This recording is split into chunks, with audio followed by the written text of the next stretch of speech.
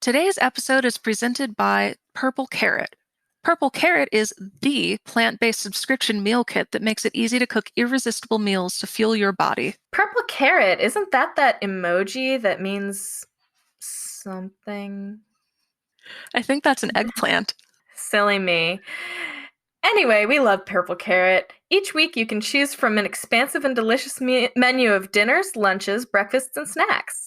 Every box is an opportunity to learn and experience something new with easy recipes and fresh, pre-proportioned ingredients. No shopping, no food waste. Just globally inspired, restaurant-quality, plant-based meals. Get $30 off your first box by going to purplecarrot.com and entering code PODGO30 at checkout today. That's PODGO30 for $30 off your first Purple Carrot box. Purple Carrot, the easiest way to eat more plants.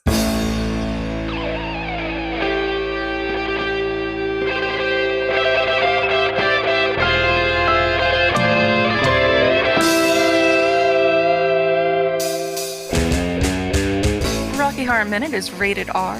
The Rocky Horror Picture Show is also rated R. We're going to spend this time discussing the movie in gory detail, and along the road we will talk about some adult content and use some of our favorite swear words. Sun nuggets, solar babies, la uva luca, California's finest, all for you to smoke up. Consider yourselves warned. Welcome to Rocky Horror Minute, the podcast where we discuss the Rocky Horror Picture Show in excruciating detail 1 minute at a time. I'm one of your hosts, Kelly. And I'm your other host, Leandra. And we're joined tonight by an extra special guest. We have Niall McGowan of the Bat Minute here with us tonight. Say, hey, you guys know how to Madison? I don't know how to Madison, but I do know how to Green Bay.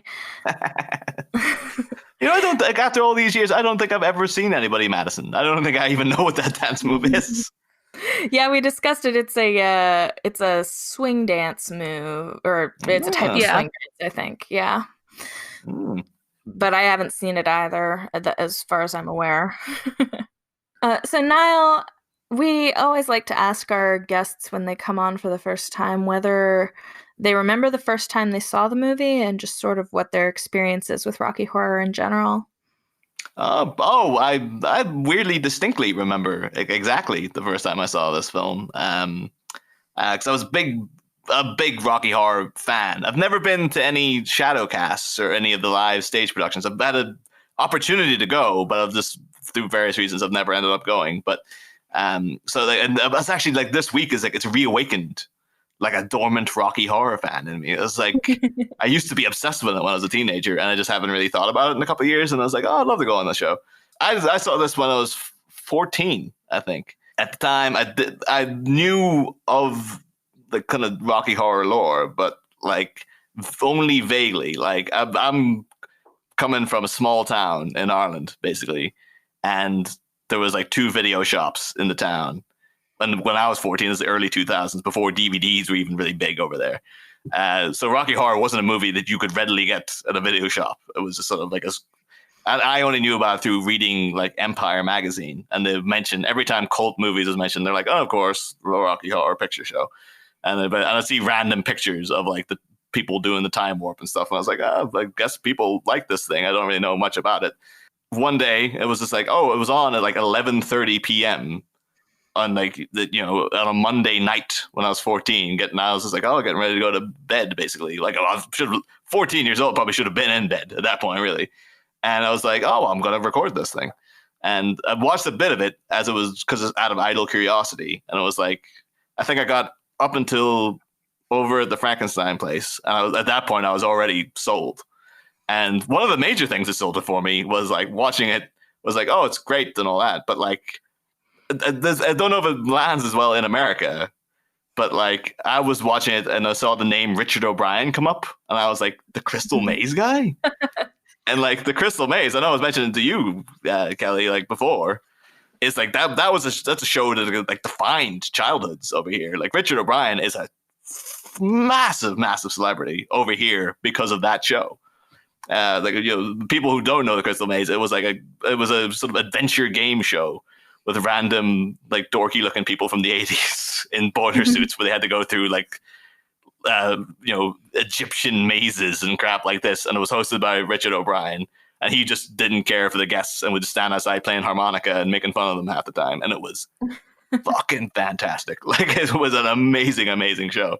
And so, like, and I grew up on that, knowing, like, oh yeah, that's Richard O'Brien, Crystal Maze guy, like, so famous for that show. Like, one time when I was in my 20s, we went to a Halloween party, and there was a guy standing with a completely shaved head and a leopard skin coat and cowboy boots.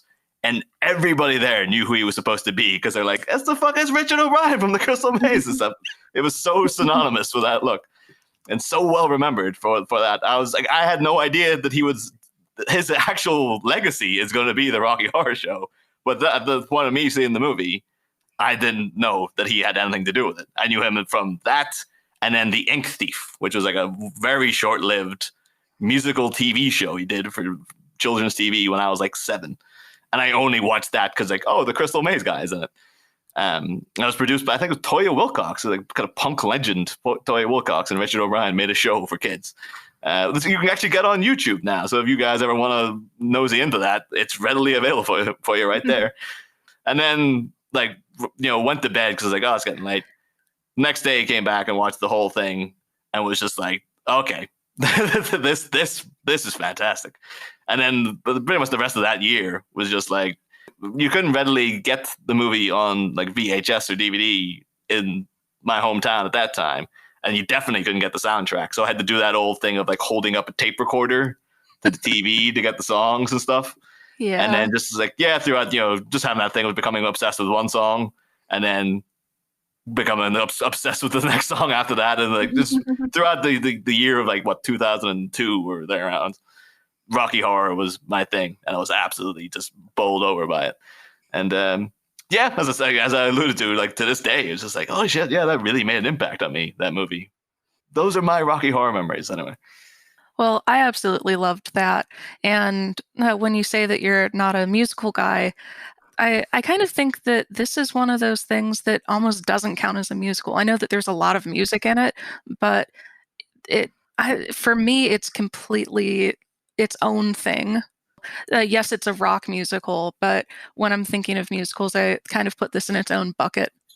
It's one of those things too. Like if you listen to early cast recordings and stuff like that, like the original version of like the Time Warp just sounds like a rock band playing a song. It doesn't sound like something that's part of a musical. It's like this could have been just a single. Moving right on to Leandra not stammering and other segues. Hi, Dan. I'm sorry. So we are now in minute 31 of the Rocky Horror Picture Show. We are well over a quarter of the way through, and things are starting to get a little bit spicy. We are in the lab now, and this is the minute where we meet Frankenfurter kind of officially as Brad and Janet. Now the lines go, and I'm going to try and use my voice to tell a story and use accents, but I'm certainly not as good at accents as perhaps Kelly. So forgive me if it's not quite Oscar winning. She's mocking me, Niall, just so you know. I'm mocking you? No. I did a Tim Curry in our Halloween episode, which was the best Australian accent I've ever done. It was a thing that happened and a thing that I will never forget, and I will make sure that Kelly never forgets. Yeah. To be fair to Tim Curry, my sister-in-law is Romanian, and we at one point were watching the film Congo, where Tim Curry plays like a Romanian guy, and she was like, "What the fuck is this? Like, what voice is he doing?" Because he was just like, "Oh, just good." She's like, "He's just gone for some broad Eastern European." I don't think he even knows the characters from Romania. I think they probably added that in later. He's just like, "Oh, I was doing a voice, I suppose." You must, on the topic of accents, you must get this a lot, but you sound very almost American. Well, I do get this is a it's called, I almost forget I'm doing it now. I do have a podcasting voice, which is what you're hearing. It's very bizarre to me too. Like I only notice that I slip in and out of it when I'm talking off air to my co-host John, because he's heard me Like John's heard me speaking normally loads of times. And there'll be times like where we'll be doing a show and I'll be talking like this. And as soon as it stops, I go into my actual accent. And I'm like, and people then go to me, do your actual accent now. And it's like, I can't force it out. It's like, it's so ingrained. Like once the microphone's on, I do this voice. I think I've become an entirely different person. Like no one knows. Yeah, the first time I listened to your show, I thought you were American for a bit, and then I realized no, that he's got a bit of an Irish accent, but that's fair enough. I did not think that about because John. If I did do my actual accent, I know this from moving from Ireland to England for university. People don't understand me all that well. Like it's not even that thick an accent, but I think I speak very quickly. And so I've had a lot of experience, people just going, what? And sort of having to reiterate things. So now I think I've just got an inbuilt, when I'm talking to people via this medium, I do a different voice for it. Yeah. It makes sense. I spent a lot of time in Scotland, and when there are a lot of Scottish people that I literally could not understand. Anyway, Leandra, I'm sorry to have interrupted you with that fascinating segue, but I thought it was interesting. I wanted to comment. Don't apologize. So, as I said, I'm going to kind of butcher this, but Frank says, Magenta, Columbia, go and assist Riffraff. I will entertain, and then Brad Majors very aggressively takes Frank's hand and shakes it and says, Brad Majors, and this is my fiance, Janet Weiss. Janet sheepishly corrects him and says Weiss. And then Brad says Weiss. And then Frank very cutely says Enchanté, which makes Janet giggle. And Frank then says, well, how nice, and what charming underclothes you both have. But here, put these on. They'll make you feel less vulnerable. And during that, he's giving them lab coats to put on because at this point they're still just in their underoos. And then Frank says, kind of in passing, it's not often we receive visitors here, let alone offer them hospitality. Brad takes this opportunity to completely freak out, and he goes, hospitality? All we wanted to do was to use your telephone. God damn it, a reasonable request which you've chosen to ignore. Brad, don't be ungrateful. Ungrateful. And then Brad takes off his glasses to look at Frank kind of reproachfully. And that is how this minute wraps up.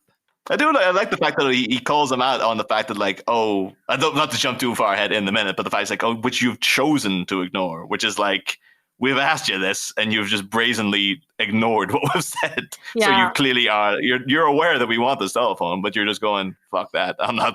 I'm busy showing you my fucking Pepto-Bismol colored lab here. Yeah, at this point, Brad has mentioned asking for a phone at least 3 or 4 times, and nobody has ever acknowledged him. So I can understand how he might become frustrated. But Janet's taken this opportunity to really kind of take over as the aggressively polite one. In the first part of this, she's like, I need to get out of here. This is not okay. I don't want to do the time warp. I don't want to Madison. I want to get back to my car and stomp through some mud to get there. And then she gets to meet Frank and she goes, oh, well, I mean, we shouldn't leave like right away. Yeah. She is immediately smitten by the slightest drop of French with an enchanté. And then it's just like the little giggle she does. And then like, after that, she is just like, she's fucking putty in the guy's hands now. Like Frank's totally got her. Yeah, that's a good point. We've talked a little bit about how she seems to be slowly starting to come around, but I guess it really is just that she finds Frank so charming, because the first smile we get out of her is after anticipation. And then now, of course, she's giggling and loving it. I mean, not to spoil next minute, but she just goes full on like batting her eyelashes and giggling next minute. So, so I guess maybe she just really likes Frank. Oh, one quick thing that I wanted to throw out before I forget, because I wrote this on a little notepad and have stars around it. we talked a little bit about how there are a couple of overlapping cast and crew with some Batman films. Oh, yeah.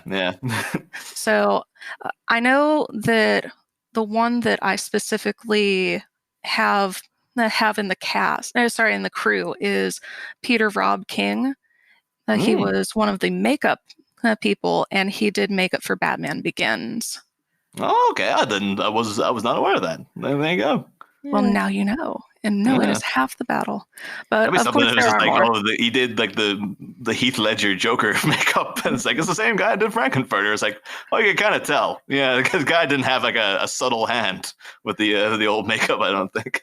But we will talk a little bit more about there's at least one other actor that I saw that had some Batman overlap, and I was pretty excited to see that.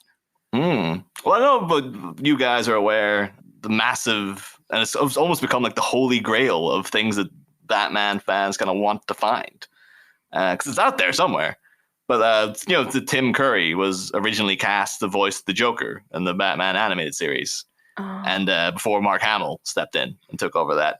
And apparently he recorded 4 episodes. There's 4 episodes of Tim Curry doing Mark Hamill's Joker, and that's just locked away in a vault somewhere. And that's like, and it never went into like, oh yeah, we just didn't really like his performance was good. It just wasn't what we wanted. What was he doing? Like, what was? I know Tim Curry has even been rumored to play the Joker like back in the 80s, like before even Jack Nicholson was cast. And I can totally imagine him in the part, but he does lend a kind of more of a Cesar Romero high campy kind of vibe to it. Whereas I don't know if they wanted something more sinister. I've never seen any Batman content, but I've had many people tell me that Mark Hamill is their favorite Joker. He is pretty much like the best you're gonna get into. Like, he is the blessing of like, oh, it's animation, so he just has to do the voice, and he's fantastic at that. But like, and then you get live action people always have to like do a voice and their own physical manifestation of it. But he is kind of he's about as the best you're gonna get. It's about as pure an adaptation of the Joker from the comic book. As because even like Heath Ledger or Jack Nicholson's are like, well, they're doing their spin on a version of the Joker, but like they ain't the guy from the book. Mark Hamill is like, oh, now whenever you look at like a Batman comic, most people I think have his voice in their heads as they're reading Joker dialogue and stuff. Just like as we talked a little bit earlier today, I think it was today or maybe yesterday, about the fact that my favorite Batman is Kevin Conroy from the animated series, and he is kind of the go-to voice for Batman for me. Yeah, but like I remember a point where people were like, ripping the shit out of Christian Bale's bad voice, and it's like, yeah, like, if they just got Kevin Conroy to dub him, I don't think there would be a problem. Like, people will be like, it's very obviously not Christian Bale speaking, but hey, sounds better, so let's just roll with it. I think one of my favorite Kevin Conroy stories is this was right after 9/11 in New York City, and he's volunteering at a soup kitchen, and he hasn't told anybody who he is, and he's just handing out food, and then somebody goes, wait a second, are you Batman? And then he goes, yes. And they say, do the voice. So he did that, and it was just absolutely delightful. And from that moment on, he stopped being a voice actor that I thought was really cool and just became, an actor I adore. I actually listened to, this is going way off topic, but like listened to an interview with Kevin Conroy quite recently. I had no idea he's had like such a hard life. Like, he had a real, like, really impoverished upbringing, a really abusive father and stuff. It's like, to hear him talk about his childhood, it's like, it sounds like an actual nightmare. So the fact that he turned out as well, and then he went to Juilliard and stuff, it's like, fuck, that guy he really got out when he got out. Like, he's like, oh, he went to like a really prestigious school and stuff, but where he's coming from was an absolute hellhole. But one thing I do want to like go back to the beginning of the minute, I have to give a shout out to because I love most of the fashion of Rocky Horror. It's all the costuming is so terrific. Special shout out to the Brad's heinous shoes, because they're just ugly as shit. Like, those were also the only thing he grabbed after he had been stripped naked. He was like, well, I'm at least getting my shoes, my beautiful shoes. I think the thing that I find most offensive about that is not the shoes, but the fact that the socks are so aggressively yellowed or at least off-white. It's very off-putting to me. And what we'll say too, like, because I love Columbia and I love Little Nell. I think she's kind of wasted in the movie too. I think you could argue as well, like, because Columbia is such a small part, like, in this movie. Like, it's, it's iconic part, but it's I know from like because saying, like, coming on the prep for this, it lit the Rocky Horror fire in me. So I've been looking into random stuff all week, and didn't realize, like, in 2001, Joan Jett played Columbia on Broadway, and I was like, that's like a really, considers Joan Jett, like, that's like, it's a pretty small part. Like, if she was going to be in a Broadway production, she'd be like the lead or something. But it's like, nah, she was just like, like a little. How many lines does Columbia get? Like 10 lines in the whole movie or whatever. But well, she still has more than Magenta. But I will throw this out there. It seems like every single one of our guests to this date have said that they are staunchly Columbia fans. That is a character and an actress and a voice and everything that just absolutely drives them crazy. Would you say that you are a Columbia fan, a Magenta fan, Janet? Oh, 100% Columbia. I think it's I have a thing, like, it's just to my personal taste. Like, I really like short hair on women, so already I think it's too, it probably all comes from this movie as well, because I was 14 when I saw it. But like, I've got this thing with like women who, like, in like suits and ties and stuff. It's like, I just always really like that as a look. And I was like, she got the bow tie and the top hat and stuff. It's like, this is all, it could all stem from Little Nell in this movie. And the voice is like, again, that voice, you could say, is like a freaking prototype Harley Quinn almost, basically now. Absolutely. Oh, that's a good point. I never thought about that. You know what? Maybe that's, I've always been, and this, I'm saying this as a very gay person, I've always been a little confused by the attraction to Columbia, not to Little Nell, because she's a beautiful person, but specifically as Columbia and the voice and everything. But I forgot about Harley Quinn. I know that's probably a connection a lot of people are making. And I've never seen, like I said, anything with Harley Quinn in it. So, but there was always had a thing for Columbia. Like, well, not taking anything away from anyone else in the movie, but like, I think because she does have such a very distinctive vibrancy about her. Like, when we first see her, like, wearing the gold sequins and the big top hat and stuff, she is just so eye-catching, and she's got the best costume. Basically, I would say, beyond Frank, she's probably got the best the best outfit on display, which again is in shock treatment. Then she's like, she's just a nurse. She's got a nurse's outfit on. People love that costume, though. Well, again, for sexiness points, but it's like, not to say, she's just a nurse, like that, to belittle nurses anyway, but it's just more the fact that, like, she just looks like a normal nurse who's got a very short skirt and a kind of ponytail. I was about to say, what kind of porn hospitals have you been going to? Things are different overseas, Kelly. Yeah, okay. That's the NHS uniform. And now for a commercial break. Hey, Chris. Oh, hey, Tierney. Do you believe in the unexplained, the paranormal? No, not really. Okay. How about UFOs, flying saucers? Nope, haven't seen one. How about Close Encounters? Have you seen that, Chris? Of the third kind? Yeah, it's one of my favorite movies.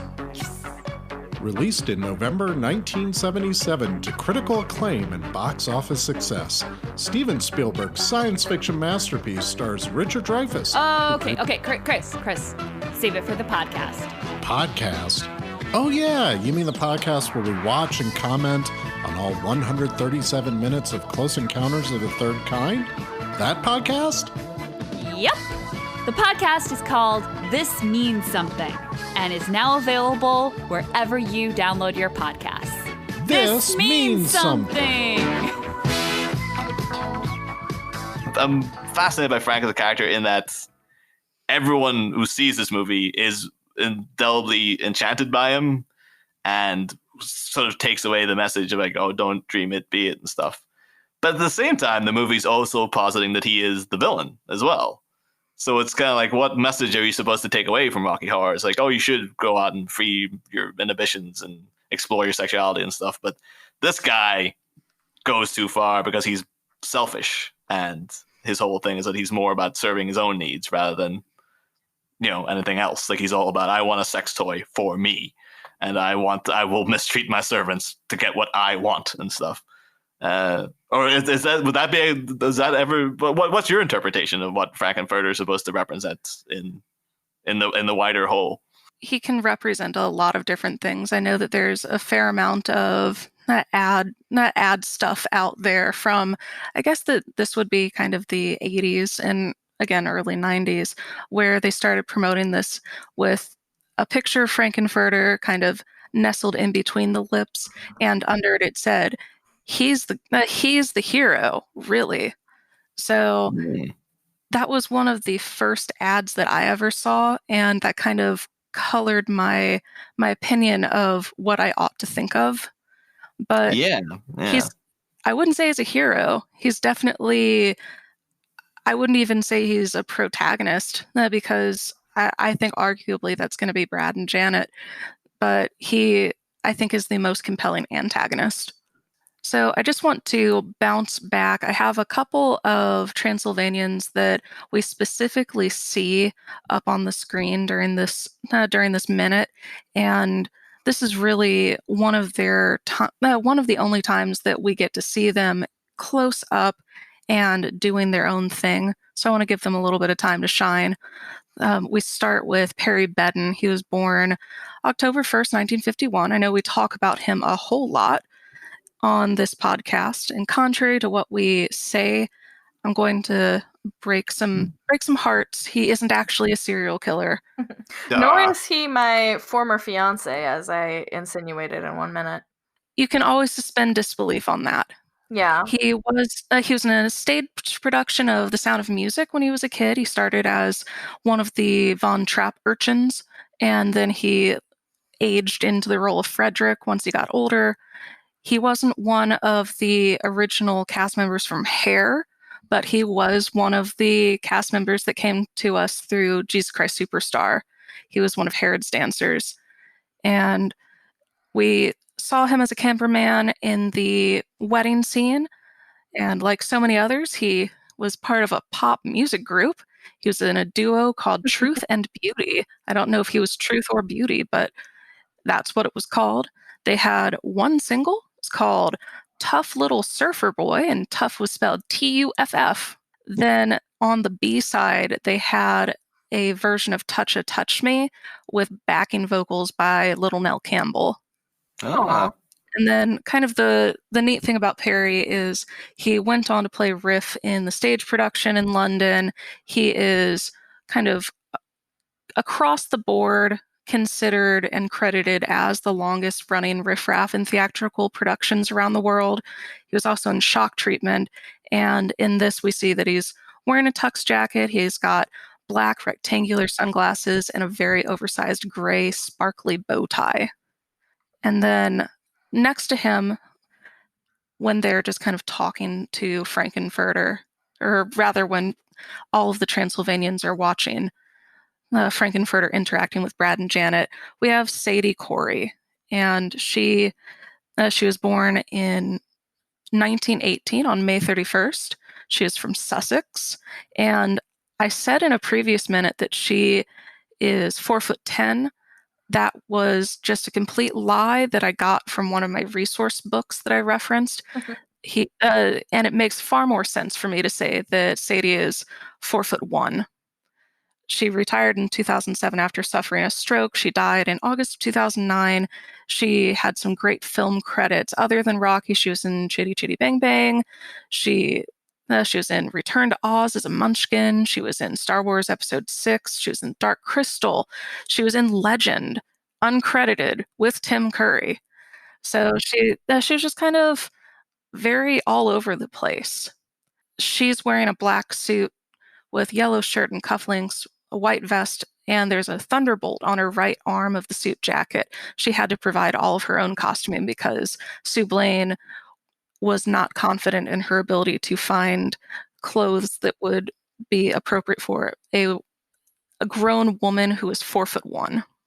And then I only have a couple more that I wanted to go through in this minute. There's Gaye Brown. She was born in 1941 on March 2nd, and in 1974 she created a glam singing group called Rock Bottom with Annabel Leventon, who's another Transylvanian that we'll talk about, and this other woman named Diane Langton. They were signed to RCA Records, and this was how Annabel and Gaye were discovered and subsequently cast in Rocky. There was even a TV series about the band called Rock Follies in 1976 and 77, and Tim Curry and Nell were in that, but they weren't. For whatever reason, they decided not to cast the original band and instead got actresses to act and sing like them. And they received a settlement for that obvious lawsuit several years later. Jeez, but at the time, they're like, no, that's fine. And of course, the actresses go, it is not fine. That is the opposite of fine. You think like Tim Curry and Nell showed up and they're like, hey, God, who the fuck are you? Like, we're here to see our old friends from the Rocky Horror. So I was like, no, they didn't make it. they got cut. I have no idea. If I were Tim or Nell, what I'd do when I walk in, I'm like, hey, ooh, you look like her, sort of, but not quite. And I think that one of the neat things about Gaye is the fact that before she was in Rocky, she was Sophisto in A Clockwork Orange. That is the kind of garishly made up singer in the milk bar in that film. So that's where she was. Yeah. This thing I didn't know that. I was like actually looking at Clockwork Orange when I was when I was a kid, when it was banned over here. You couldn't get it. Used to also be obsessed with that mostly because it was like forbidden fruit, basically. But yeah, like now you say that, looking at it, I was like, oh fuck, of course it's that singer from A Clockwork Orange. And I think that even though she's not my favorite of the Transylvanian, she is the one that I think looks most like she's styled after David Bowie. She's got bright orange hair, lime green shirt, black tux jacket, dark bow tie, orange sunglasses, and she's even wearing copper lipstick. If she had a lightning bolt over one eye, I'd go, okay, I know what they're I know that they're going for that. And then we've got, just going over to Annabel, since I already talked about her, she actually is from that original hair cast that seems to have spawned most of Rocky. And prior to being in the Rock Bottom, she was in a pop group called the Four Beats. And she's still going strong. She does a lot of theater, and she's also in a lot of movies, just doing random fun stuff. She was in Shock Treatment, of course, as an audience member. And amusingly, she was in a TV commercial in 1992 for Benedict's Mint Chocolates, which I'm delighted by. I can just imagine her hawking that. Two more real quick. We see Kimi Wong. She is Richard O'Brien's wife at the time. We've spoken about her a fair bit before. As a reminder, she's born in 1949 in South Africa. She was part of that hair cast, which is where she met Richard O'Brien. They had a showmance. They ended up having a son named Linus, like 4 months after they married in 1971. Richard O'Brien ended up staying home with baby Linus so that Kimi could go back to touring with hair. And during that time, Richard O'Brien started spending more time developing the script that eventually became Rocky. Of course, they were in the world-renowned, widely loved pop group Kimi and Ritz.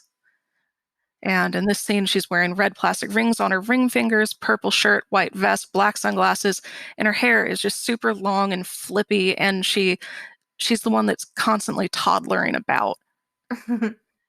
And then just wrapping up my kind of Mouseketeer roll call for this minute is Rufus Collins. He was born August 11th, 1935. He died November 4th, 1996. He was the choreographer for Hair and Jesus Christ Superstar. He died in Amsterdam, and I know one of the people who has custody of his ashes, which I swear isn't weird, except it's definitely weird and not my story to tell. Yeah, very good friend of the show, though. Shout out to Cosmo. But notably, he was in Andy Warhol's 1964 film Batman Dracula. Ah. So check that out. It's in black and white, and it's an Andy Warhol film. So I think that you have at least an idea of what you're getting into. Since we're talking about the Transylvanians in greater detail now, I'd like to play a clip that I thought was interesting from the Richard O'Brien and Patricia Quinn commentary, wherein they're discussing the first time they saw the Transylvanians, because of course they weren't in the Rocky Horror Show. These characters were new specifically for the movie. So I just thought that this was interesting insight from Richard O'Brien. But I'll never forget the first day I saw the Transylvanians, because they were rehearsing in a room at the in the house. And we didn't have Transylvanians in the play. And suddenly this door was open, and I don't want, it's politically non-correct, but it was so freaky because they were freaks. Sorry. As indeed we all are. No, speak for yourself. No, but I mean in the amazement of tall, small, fat, thin, you know. You lost the sense of norm, didn't you? Sense of centre. Yes, and I saw all these people dancing during the time warp. And I almost collapsed. I couldn't believe it. I thought, because I didn't know they were going to be in this. I didn't know there was a cast of Transylvanians. No. So Well, when I went into amazing. the room and David Tagore was rehearsing them, and Barry Bostwick and Susan Sarandon was standing amongst these people with hugely different kind of physically, so varied. I'll never work again for using the word freak. That it seemed to me that Susan and Barry, who most people would say are relatively good-looking human beings, seemed just as freakish. There was no standard. The standards Yes, that's the word, disappeared, freakish. you see. Yes, right. And that was interesting. So I just thought that was something that was worth sharing. I really liked that bit from the commentary. And that's really all of the stuff that I desperately needed to go over for this minute. There are a lot of fun things that our primary characters are doing in this moment. There's, of course, a lot of kind of interesting and questionable camera work in this minute. You've got some bouncing lens and some following people around, and it wasn't until I started digging into the film that I realized just how much of the cinematography was actually pretty interesting and relatively exciting. Yeah, it is, honestly.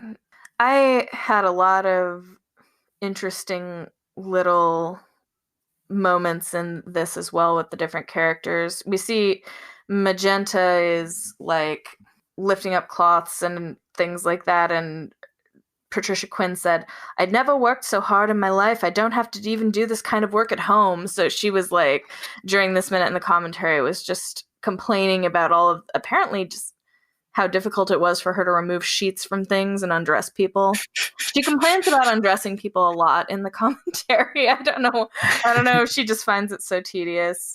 And then, of course, like, I just think the characterization is good because we have Frank mocking Brad and Janet a little bit. He's still completely in control. It's not until later that we'll see him start to kind of slip. So right now he's still completely holding court, and the Transylvanians are loving him. And then as I mentioned, we're seeing Janet start to come around and really be charmed by him.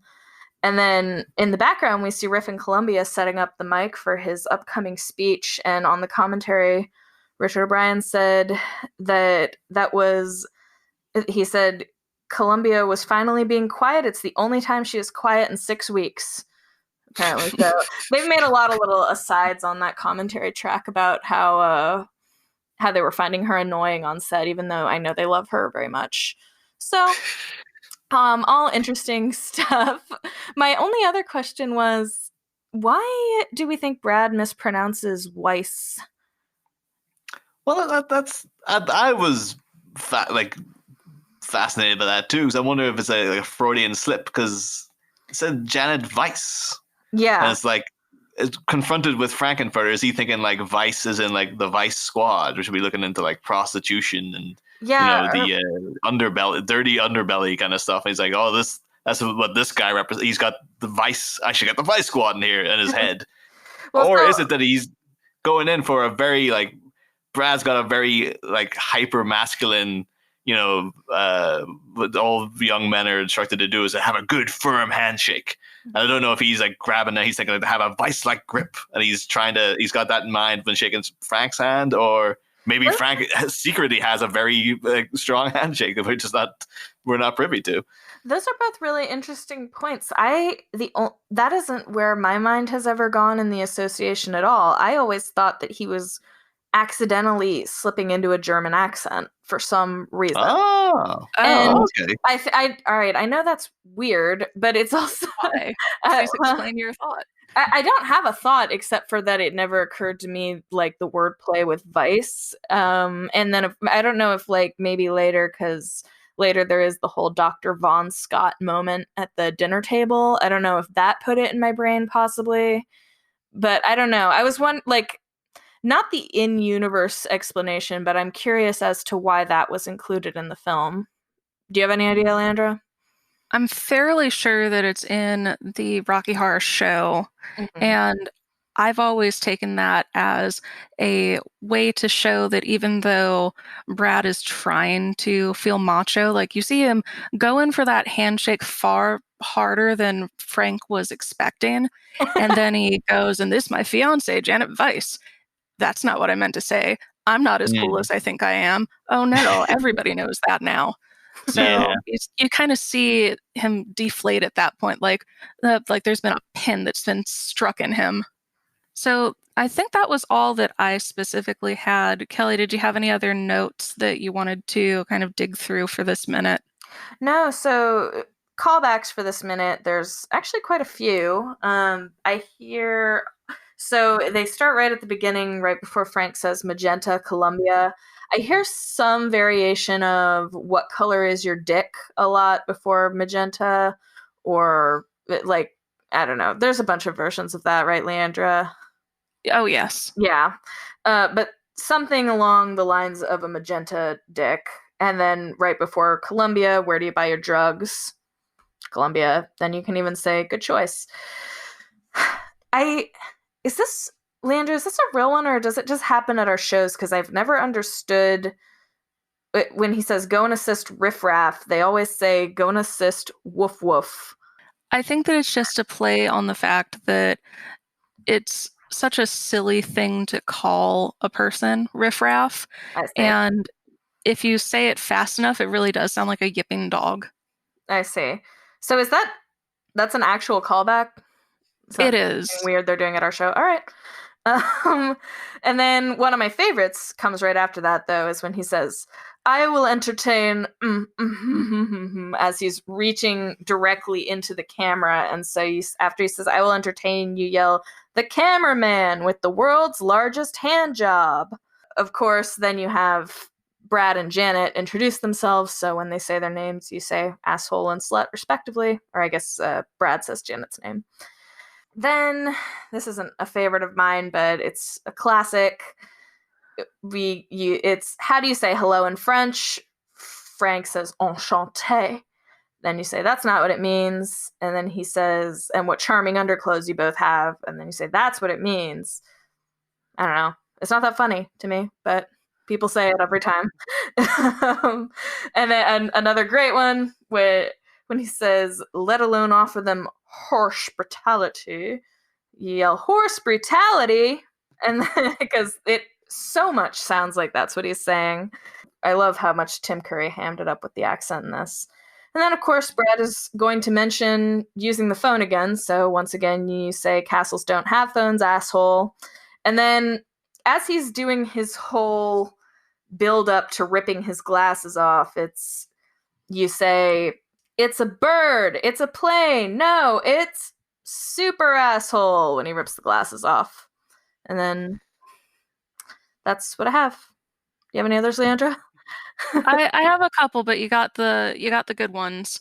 So the different iterations of the what color is your dick thing at the beginning of this, and the answer, of course, is magenta. The one that I like the most is what color is your dick after masturbating with a cheese grater? Ew. I'm delighted by that. I think it's just incredibly Pain Olympics. And just and there's the where do you get your drugs, Columbia. Yes, you can say good choice. Some people go, I get them at local shitty city nearby. It's cheaper that way. There's go and assist riffraff. He needs a blowjob and 2 heads are better than 1. Oh, right. One of the kind of oldies but goodies for kind of reaching into the screen to shake a hand is I will entertain me, shit, he always goes for the asshole. Brad Majors, this is my fiance Janet Weiss. You say tight as a vice but twice as nice.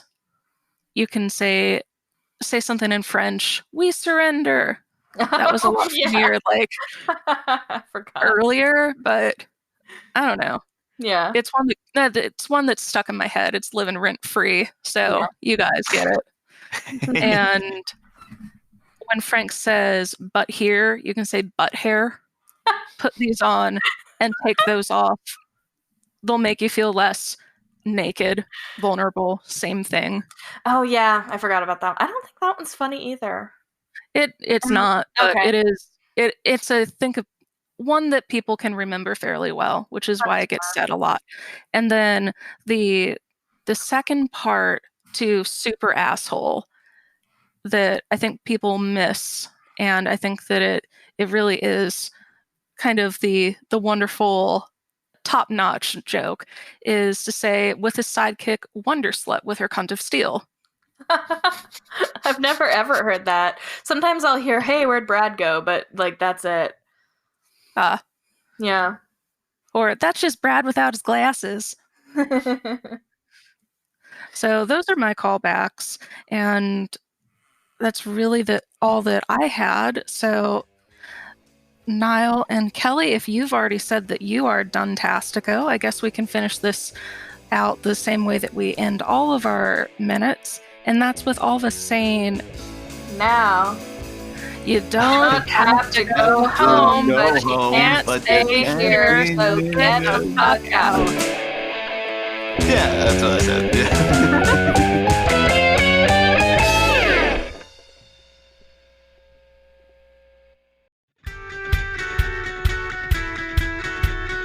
Hi, I'm Aaron. I'm John. And I'm Nikki.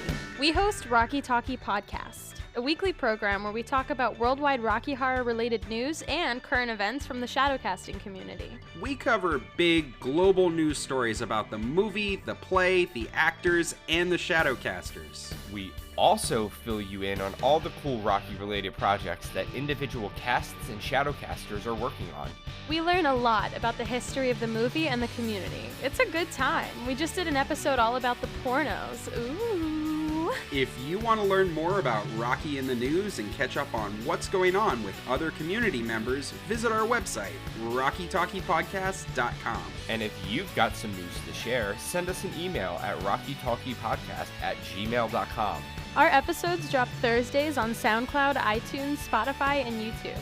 So come check us out and visit us on all social media at Rocky Talkie Podcast. We'll see you next Thursday. Snoogans.